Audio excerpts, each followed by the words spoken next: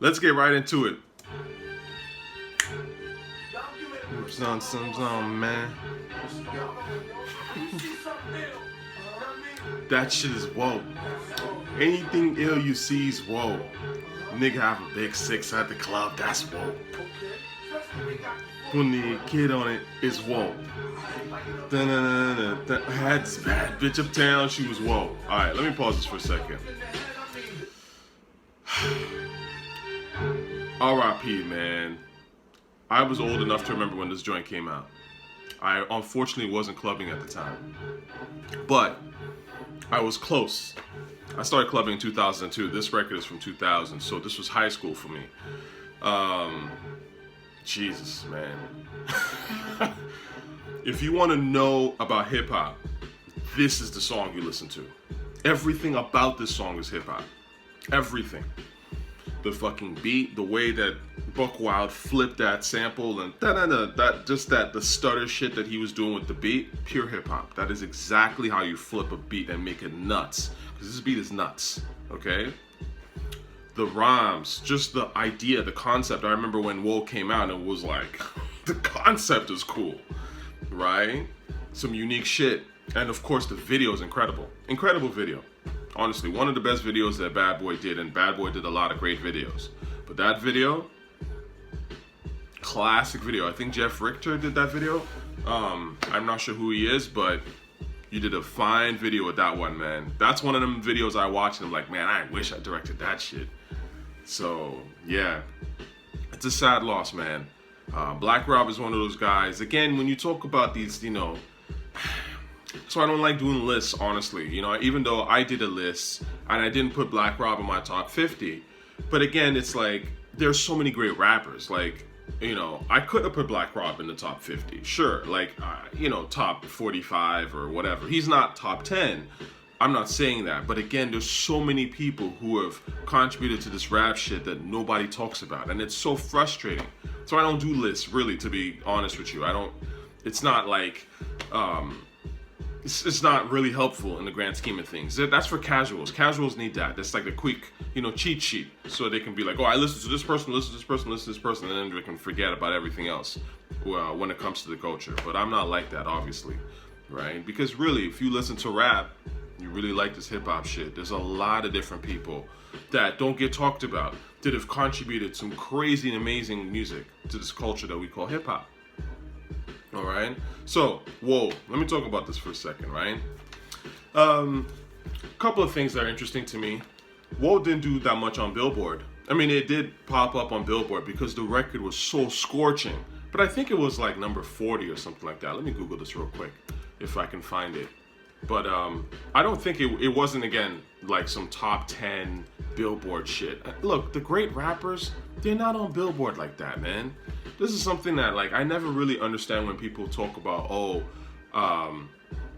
you know, Kendrick or Drake or whatever. Like, they were number one today. It's like, who cares? That's pop. You know what I'm saying? Like, you know, he did this on Billboard. His song reached this on Billboard. That's pop. That's for casuals, okay? Real hip-hop shit has never been big like that, okay? Hip-hop is too scary for most people.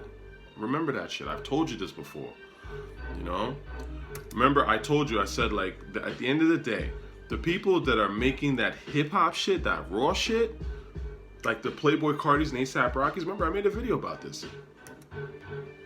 And I did, and if you look at, you look at their trajectory and how they have these little blips on Billboard, that's pretty much what it was for the Mobb Deeps and Nas's, you know, even the Biggies of the world to a certain degree, right? That's hip-hop. You know what I'm saying? This other stuff that y'all talk about, whatever, you say that's, you know, really hot, that's pop, okay? Anyway, so that's, you know, Billboard, look it up. Whoa's Billboard history is, you know, Black Rob was not a Billboard guy, right? But Whoa was so huge that it was like, at the time, I mean, it was huge in hip hop. It wasn't like, you know, pop didn't really care about Whoa. They didn't know shit about Whoa. Of course, over time, I'm sure they got into it, but at the time, it wasn't like, you know, Celine Dion wasn't like, oh, I like this song, Whoa. Like, it wasn't like that. So the joint was crazy.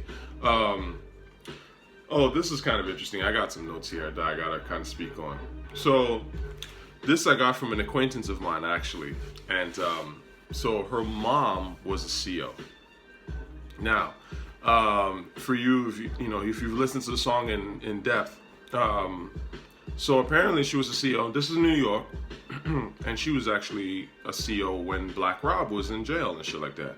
So Black Rob is, he needs to be signed out or whatever. He's coming out of jail, and so he goes to my acquaintance's mom, who's a CO, and asks for like a candy bar on the way out or something like that. And the lady was like, "But I thought COs went whoa." So I'm telling you, man, that COs ain't whoa, POs ain't whoa. That shit really struck with people, man. Like, I was reading in a Twitter thing where people were saying how like, their relatives who were COs or POs, like they would tease them that shit when that song came out. And this is what I think is interesting, right? People talk about, I've seen all kinds of stupid shit on the internet. Oh, Black Rob wasn't lyrical, blah blah. No. Black Rob was very lyrical, actually. He was quite lyrical. He wasn't the most lyrical guy in the world, but he was more lyrical than a lot of people, and especially people that you probably listen to. Because only a smart dude can come up with a song like whoa to begin with, right? COs ain't whoa, POs ain't whoa. Play yourself, forget the G.I. Joe.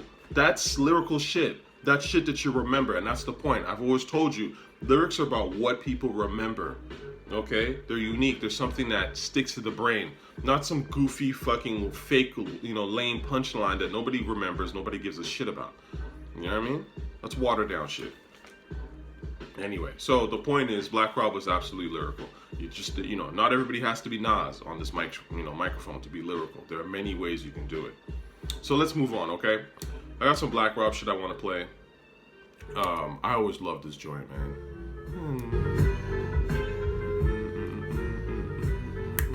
Lookin At Us. Nasheem Myrick did this beat. Nasheem's one of, he was always my favorite of all the guys in Bad Boy. He made the hardest beats to me personally. So, Black Rob's got some joints, man. Most of them are kind of under the radar, but I suggest you really go and, listen to them. Let's keep it moving. Oh, this is my joint. It's that rugged shit right here. Diddy's ad-libs on this are actually pretty ill, And he don't need 50 motherfuckers around.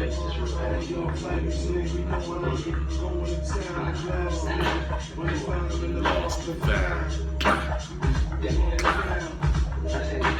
My head.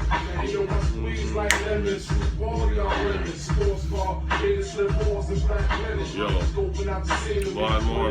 Let's keep going. Let's keep it going. Let's keep it going. BR.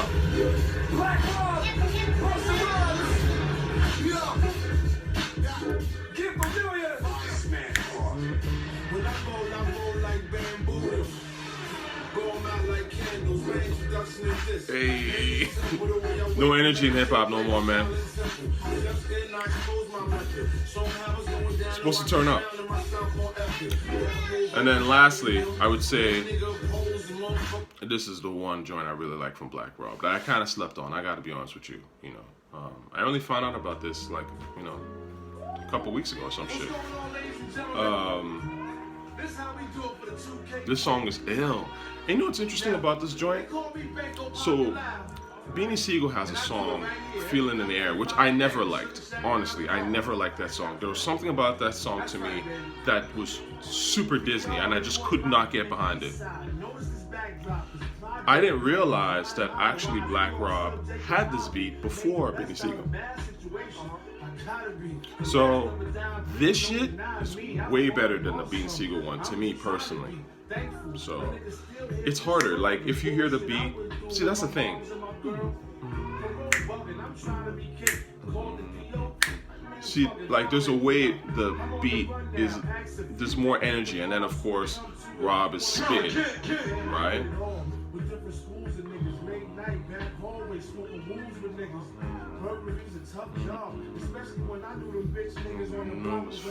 Rob. Facts. See, the way that Rob came on this beat is hip hop. The way he did it was dope. The way Beanie Siegel did it was kind of, it was Disney to me. And he even had like the girl like from The Voice or some shit like that. She ended up being on The Voice. And she was like, yeah. She's like singing, you know, it was goofy to me. I never liked that record. And I couldn't, you know, at the time, I never really understood why I didn't like it. I just remember being like, oh, okay. Like people are going crazy over this song, but this song is not that special. And it's like over time I've realized that again, a lot of this stuff in hip hop it's the difference between hip hop and pop, right? And rappers sometimes, even dope rappers, like I like Beanie Siegel, I think he's dope, but you know, even dope rappers will do pop. They'll do a poppy kind of song, right? And then casuals will latch onto it. But that doesn't mean that that song is actually that dope. You know what I mean? I would say it's almost like the One Mic thing with Nas, personally. Like now, you know, I'm not saying the One Mic is a bad song, but One Mic is a little bit in that vein. It's like, you know, it's kind of Disney, you know, like just the way that the beat is, and just, you know, the way he's kind of, even not necessarily the way he's rapping on it, but like the way that song comes together. It's a little Disney. And Feeling in the Air, I never was a big fan of. But Live from the East Side, that's the joint. So, you know, long story short, R.I.P. Black Rob. He was that guy, man. He made some joints. And he was underappreciated. Look, listen, I underappreciated the dude. You know, like, I listened to Black Rob growing up, but I wasn't like a huge Black Rob fan necessarily. But I loved some of his songs for sure. And I thought he was obviously talented. Was I checking for Black Rob like that musically? Not necessarily, but of course, if he had stuff that was dope, I liked it. But again, he's a guy that he's not in the top 10, he's not in the top 20, but that doesn't mean that he didn't contribute to this rap shit. And I think, unfortunately, what happens with this hip hop shit is that, like, a guy like Black Rob has contributed way more to hip hop than most people who've ever rhymed, right? Even with his one hit with Whoa. If we're gonna stay and just say he only had that one song. That one song alone was so huge that people should be checking for Black Rob, or at least give him some props or talk about him and that kind of thing.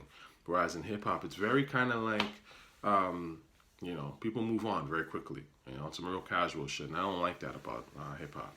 And then they just stop, and then they start mentioning, you know, certain cats and putting them on lists before you. Like, what the fuck? You know what I mean? Like, Whoa was a huge record, man. It wasn't just like a big record of the song. It was a game-changing, like, dope-ass record. It brought Bad Boy back in a lot of ways. I mean, people were copying it. Like, even Big Mo had a song called, I think, Man or some shit. Man. People copied that shit. You know what I'm saying? Like, it was a monumental record. And it still holds up to this day. So people got to get their flowers before they go, man. There's a lot of guys like this, man. Like, that people don't necessarily talk about or check on and say, hey, how are they doing? You know what I'm saying? Like, I mean, who comes to mind? Obviously, people like Royal Flush, you know, OC, right? Even Mike Geronimo to a certain degree, you know. Like, there's just guys, Jerry the Damager, the guys who have dropped some crazy records that hip-hop dudes know about and hip-hop people respect. But mainstream media or so-called hip-hop media don't talk about. And that's unfortunate. Speaking of Royal Flush, actually, that's how I even found out about this whole Black Rob thing. I was on IG. I literally opened up my IG and the first post was Royal Flush's. And he was like, RP Black Rob. And you know what my first thought was? Whoa. That's the funny thing about rap, man. Rap has this weird thing where it's like art imitates life and life imitates art or something. Literally the first words out of my mouth, why? Whoa. RIP, man.